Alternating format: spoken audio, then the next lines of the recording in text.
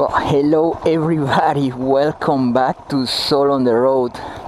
Today I'm doing my first ride in my new bike, Yamaha LS650 Savage 2001.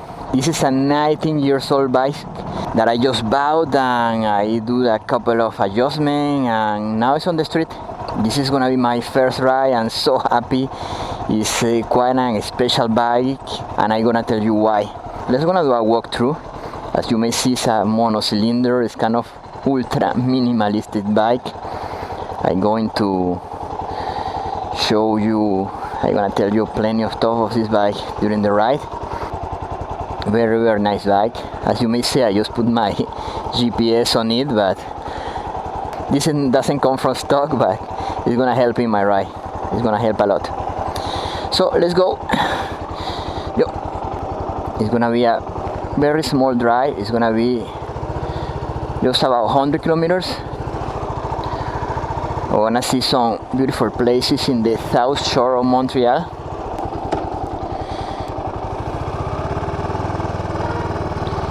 This is a very particular bike. This is probably the most old school bike you can buy in North America. It's a monocylinder, only one cylinder, 650 cc cylinders. It's kind of ultra torquey, but not that powerful because air-cooled was designed in the 80s. I think it was 1986.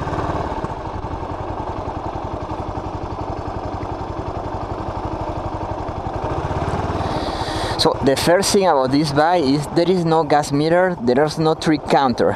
There's no way to meter the level of gas. The only thing you have is the odometer. It's very hard to know exactly how much is the level of gas I have. So for this issue, I put an app here that is gonna track me. It's gonna tell me how long I've been driving, how many gas I'm gonna spend. Okay, c'est parti. Wow, this is so liberating. This is Friday afternoon, Friday at noon actually. I end up my journey of work as I usually I'm doing when I can do it, of course. I'm doing a little ride, and this is very special because the last is the first ride I'm doing with my new bike. Let's gonna close that stuff. Holy shit, the camera is so shaky. I think we're not gonna use that footage a lot.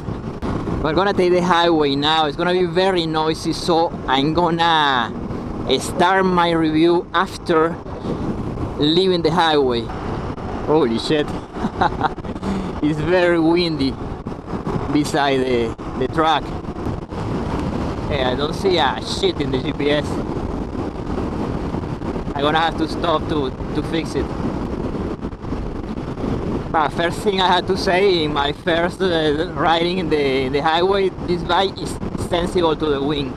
It's not that sensible, I can do it, but it kind of shakes a little bit.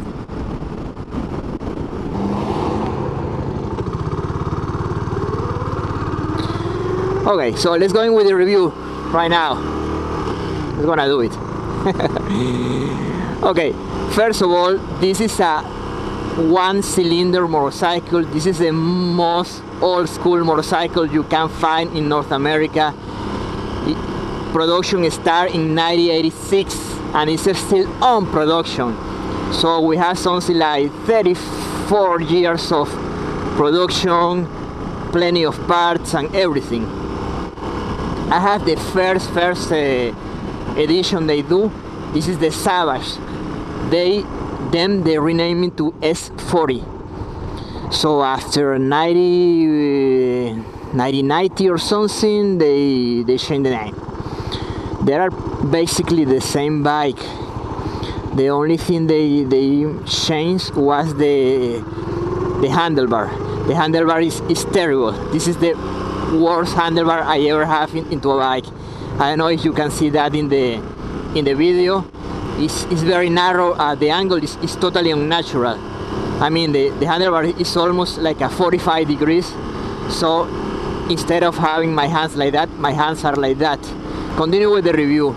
This bike It's very, very particular because it's 650 cc, but the thing of having only one cylinder makes the motorcycle to have a lot of torque. The engine doesn't run as smooth as a V-twin or inline 2 or 4, whatever, but it's very, very torquey.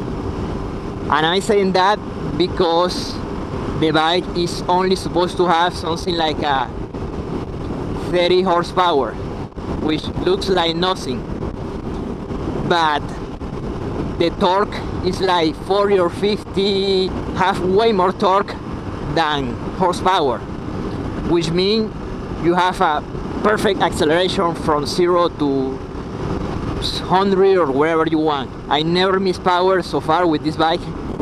It's very tricky, the thing about the power, because it doesn't look very powerful, looks under power, but it's not, and it's very torquey.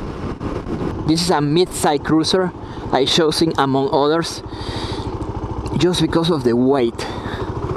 In North America, most of the cruisers are mid-size cruisers start at 800 cc. This is 650.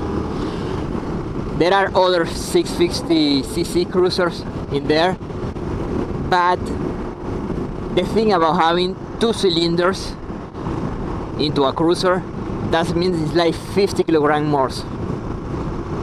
This bike is only 150 kilograms. It's extremely lightweight. It's very easy to park, it's very easy to handle, it's very easy to work on it. Last year I bought another cruiser, it was an 800, doesn't mean like a big difference, but it was almost double the weight. It was about 300 kilograms. The thing about having a second cylinder means that just the cylinder itself must weigh like, I don't know, like 15 or 20 kilograms, plus another carburetor, plus an stronger frame to support the extra weight, plus stronger and most powerful braking required to that weight. So it's going on and on and on. So basically having a one cylinder bike is gonna be always extremely lightweight compared to the other bikes. As you may see, we're already in 60, 80. I almost go to 80 kilometers per hour in second gear. I'm almost going to 100 kilometers per hour in third gear, which means the gear radio is really good. It's a real cruiser gear radio.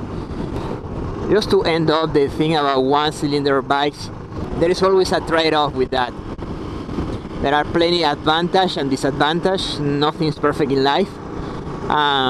With one cylinder bikes are kind of rough when you're driving, kind of tack. Looks like a, I don't know, like a hammer or something like that, like a drill hammer, tuk sometimes. The sound is not beautiful. When you have like a between, you have something like a paka. It looks like the cylinder that is facing back the wheel kind of sound different than the other. So you have kind of a stereo sound. But with mono cylinder you have mono sound. Instead of paka, it's like pa. It's kind of funny, but it's exactly like that. One more advantage of having a one cylinder bike is maintenance. I only have one spark plug, one cable, and one carburetor. Next thing to talk about this bike, as a good old school bike, this is an air-cooled bike. There's no radiator in here. Some people love that, some people hate it. Once again, there are some advantage and disadvantage of having each one. Having a radiator means more weight, more maintenance, and more stuff that may fail. That's another thing, because this bike is so lightweight, because it's just air cooled. So if you want to go for a little ride on the weekends like this outside of the city, probably air cooled is the best way to go. It's less maintenance, I mean, it's more reliable, And especially in Canada, there's one important thing that we usually store the motorcycle for at least 4 or 5 months a year because of the winter. So when you have a air-cooled bike, you can, with no electronic like this one, you can easily store this one outside your home. You have to have a warm place to storage your bike. Instead, when you have a radiator bike, you do have to do it, because if for any reason your liquid inside froze, you're gonna destroy your radiator. So that's another advantage. There are two main disadvantages of having an air-cooled bike. The first one, of course, you have to move.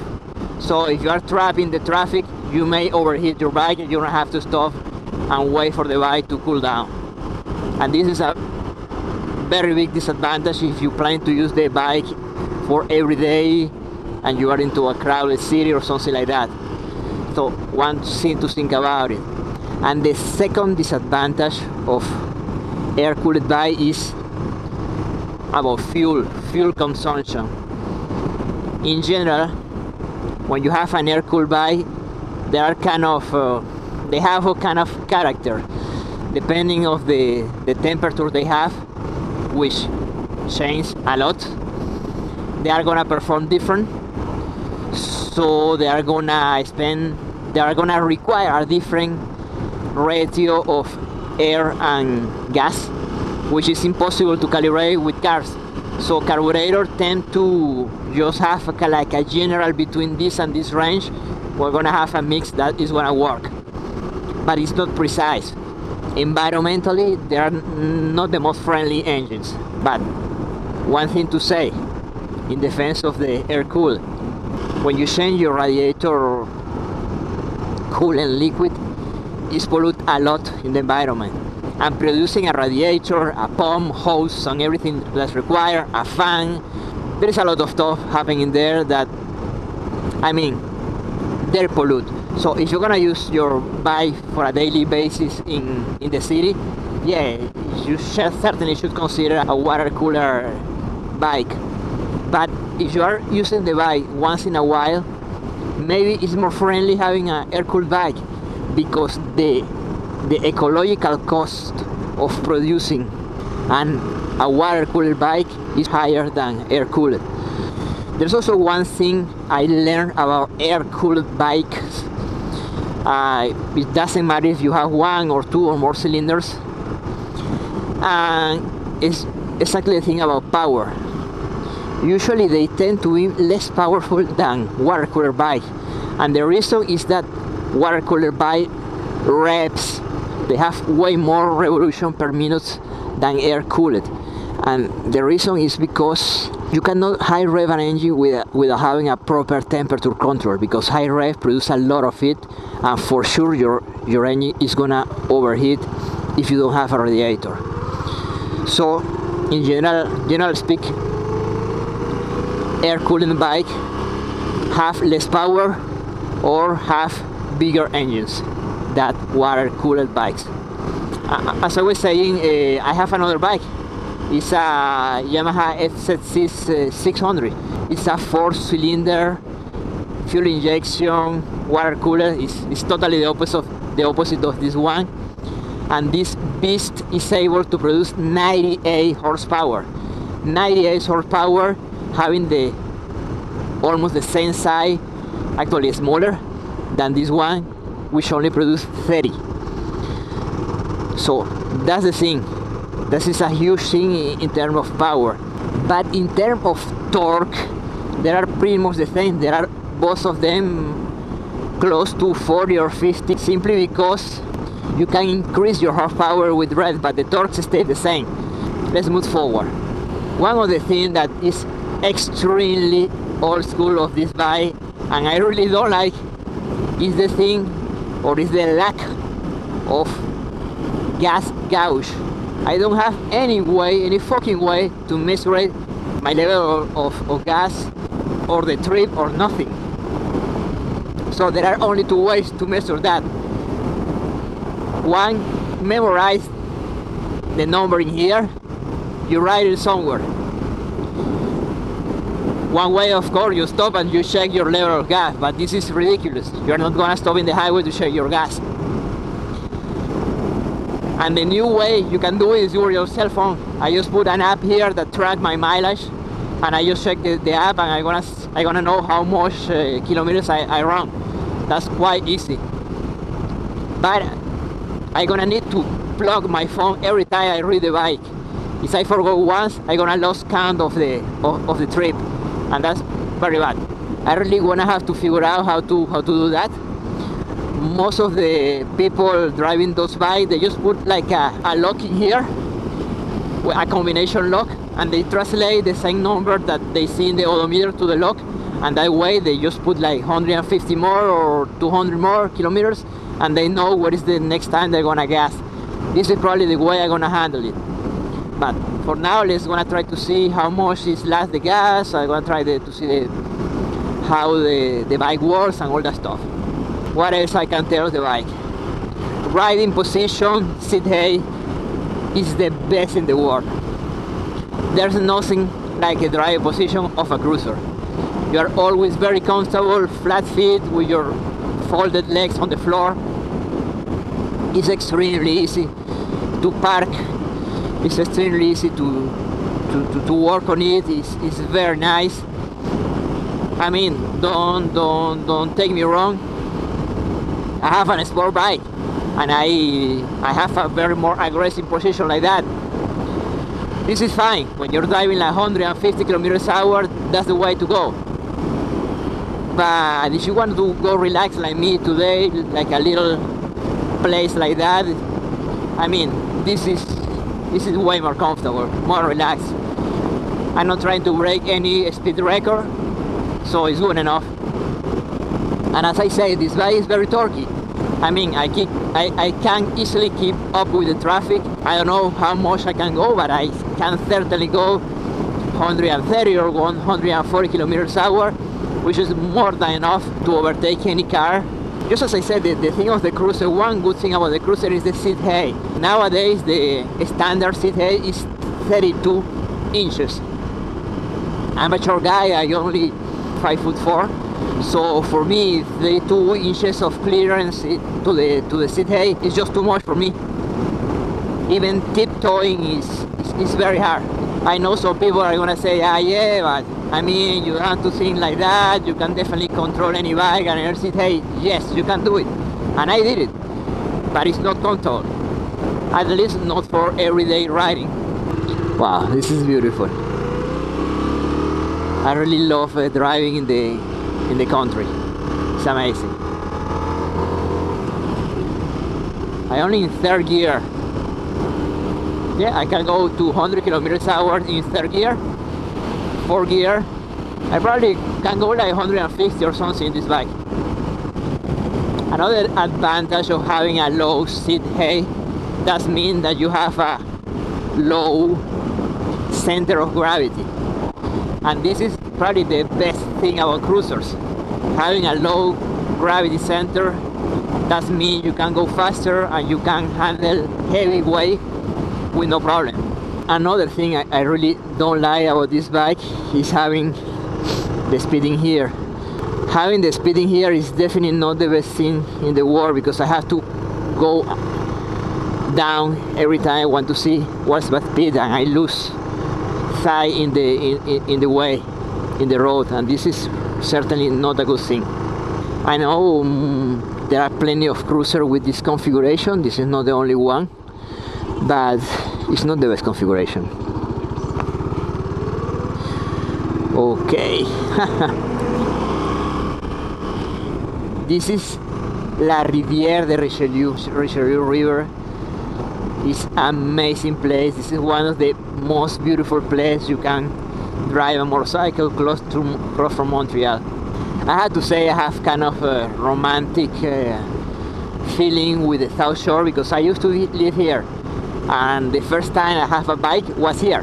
My first ride I ever did was in this place. So for me, it's kind of always going back to the basics, which is kind of why I buy this bike. And there is a thing about old school bike that you should know, that they certainly are not brilliant for the performance, but they are brilliant for the longevity. They last. If you properly take care of them, they're gonna last forever. They are extremely easy and extremely cheap to maintain, and that's one of the main reasons I bought this bike. I don't know if I'm gonna keep my sport bike and this one, but every time I have to do just regular maintaining in my sport bikes, it's extremely expensive. For example, changing the tires of this bike should be like $200 or $300. If the sport bike is 500, and 500 in the cheapest place and the cheapest tire I can possibly find. Otherwise, will be like $600 or $700 because there are high performance tires. They also wears very fast, like 15 or 18,000 kilometers. They are gone. You have to put another pair. Those are kind of last forever. I think this kind of tire of cruiser really lasts way longer than the other, because they don't have soft compound, they don't have any particular track requirements, so that's it. This bike is really the same ADN of the little bike I had. It's almost the same flashlights, everything is the same. It's just the same bike with a better engine, and that's what I'm looking for. And by the way, the point about power. Yes, maybe this bike is a little bit underpowered compared to the other between cruiser of the same midway category. But this one is lighter, so if you have like 50 kilograms less, that's kind of counterbalance the lack of 10 horsepower more that the other bike can offer me. I think that all bikes are good. It's all dependent on your needs. It's all depending in your riding style and of course in your size. If you are heavy, you require something stronger.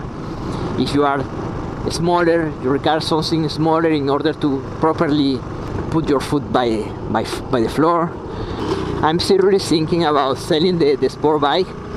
I've been driving motorcycle for more than 7 years, and I mean, this kind of fascination for power and speed is already gone.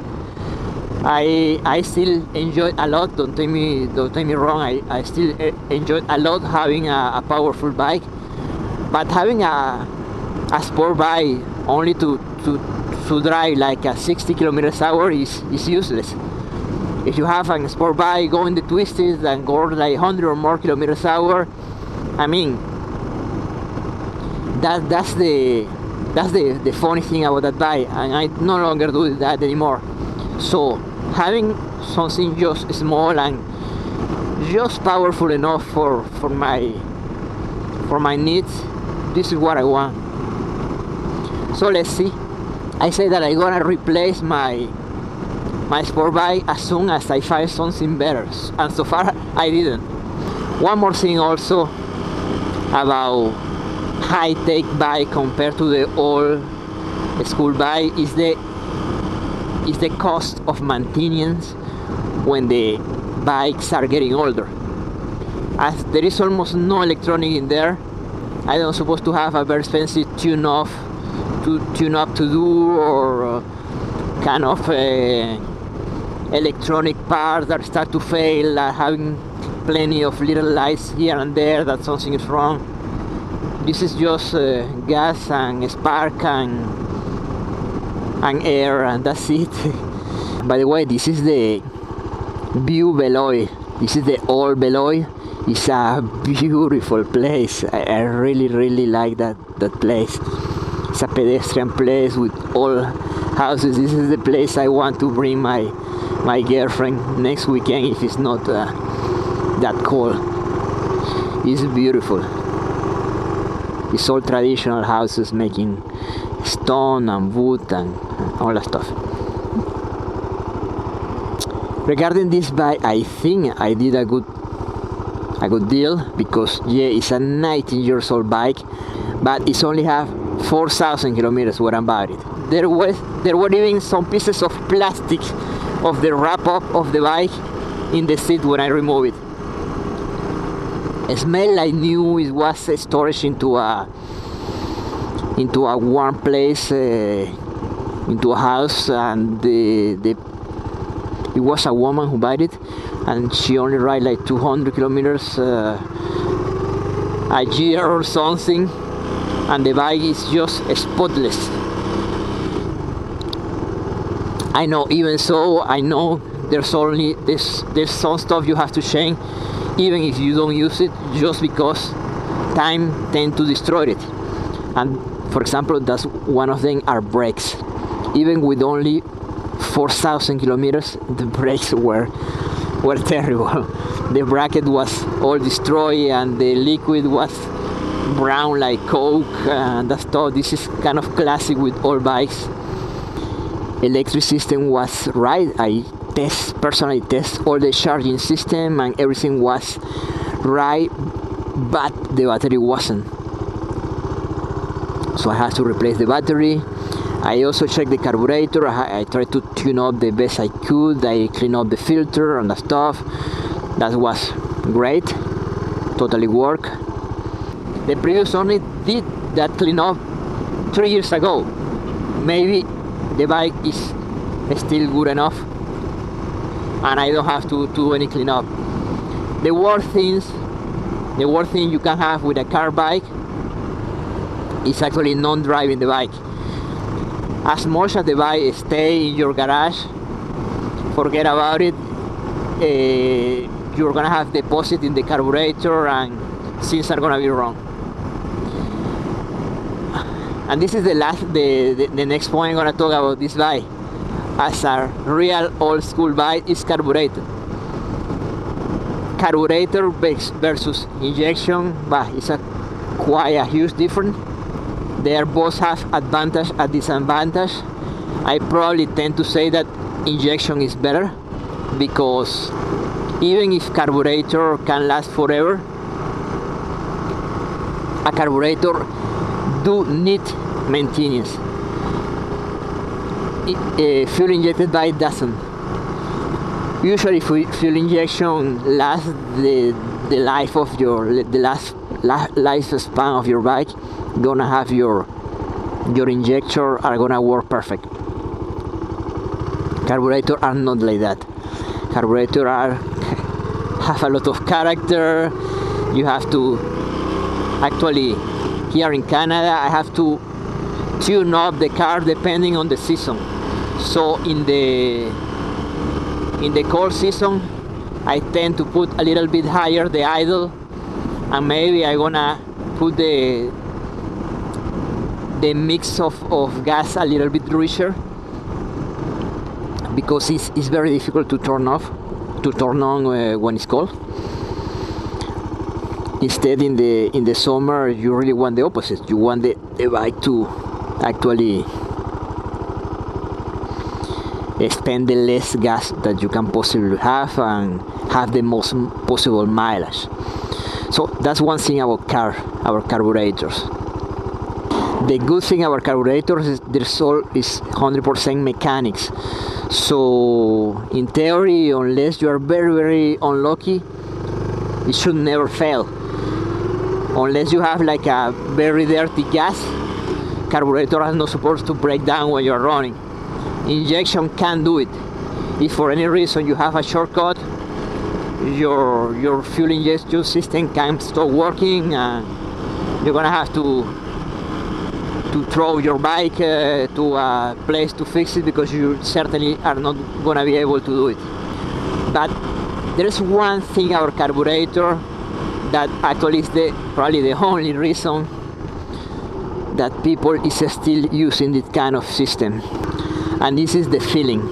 Carburetors are less efficient than fuel injection bike, that's for sure, but they have a particular feeling. This is almost impossible to describe unless you have already ride a carbureted bike, but I don't know, they have maybe more responsive, have more character. I don't know exactly. Feel like a rough feeling of driving like a kind of unrefined machine. and this is very, very pleasant. You feel like a tank, like something like a wow, pop, pop, pop, pop. It's probably more pleasant than fuel injection bike. Fuel injection bike in the other side is extremely reliable, has zero maintenance, but doesn't have that feeling. And usually also fuel injection bike are high rev, so when you accelerate your bike, instead of having like a kind of, I don't know, lion, like whoa, something like that, you have like a bee, something like a wee wee wee wee. It's kind of funny. I really don't care about that, but I can tell that the sensation is way better when you are driving the mechanical, brutal machine rather than the perfectly fine machine. Once again, depending on your needs, I actually enjoy both of them, both sides of the approach, but definitely in terms of maintenance, having an old school bike is something very good. When you know how to do it, when you know how to tune up, it's simple, it's inexpensive, and it can be done at home with not a lot of tools. One more thing about this kind of mechanical machines, let's refer to the old school bike like that, is that you can modify very easily. I'm gonna change the handlebar, I can do this and that and that. There's no plastic, nowhere, there's no shaking parts for nothing, and especially there is a lot of room for working, for do any modification you want. When you have like a high-tech bike are really not like that. Everything is compressed. Sometimes you have to remove like 2 or 3 pieces just in order to reach one part. For example, in my motorcycle, in my sport motorcycle, I have to remove the gas tank, fairings, and plenty of other stuff only to reach the battery. Old school bike, usually everything is accessible. Okay, one more thing about this bike that is very particular, and probably is the only bike in the world in this category of mid-weight cruiser that have a belt. My final transmission is not a chain as most of the bike. This is a belt, like a car belt. It's a polycarbonate belt or something like that. In my opinion, a huge advantage. Having a belt means zero maintenance.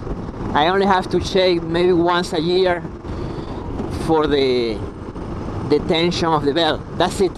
But forget about this shitty thing about putting oil every 2 weeks and having frozen links and all that stuff. It's a bless. So basically the only thing I have to do in this bike is put gas. I don't have to check for any radiator liquid. I don't have to check for my chain. I don't have to check for nothing. So you have to put gas and ride. It's so easy. One more thing about having a belt is zero noise. Chains are noisier. When you put your bike in neutral, or when you're driving like that, you tend to hear something like are the links going back and forward. Here there's no link, it's just kind of plastic material. It's perfect, just so soft. It's amazing. In my particular case, I'm gonna have to check this belt because this is the original almost 20 years old belt. Chances are the plastic is already a little bit dry and it's gonna start to degrade. I mean, I already checked it and it's perfect. There's no signs of aging or wear or something, but I expect the belt to last less than it's supposed just because it's old. Some people actually report belt lasting like 100,000 kilometers. I never thought I could enjoy so much such an unrefined machine. It's funny. I'm almost done with the review. The last thing I want to say before leaving is that I think motorcycles manufacturers should come back to the basic of what motorcycles are meant to be. Motorcycles are not meant to be complex machines, are not meant to be heavy or expensive, are meant to be simple, inexpensive and fun. And this motorcycle, it is. So thank you very much for watching this review. If you like the video, please hit like, it helps me a lot. Subscribe if you like the content of this channel. And have a very fucking nice day. See you.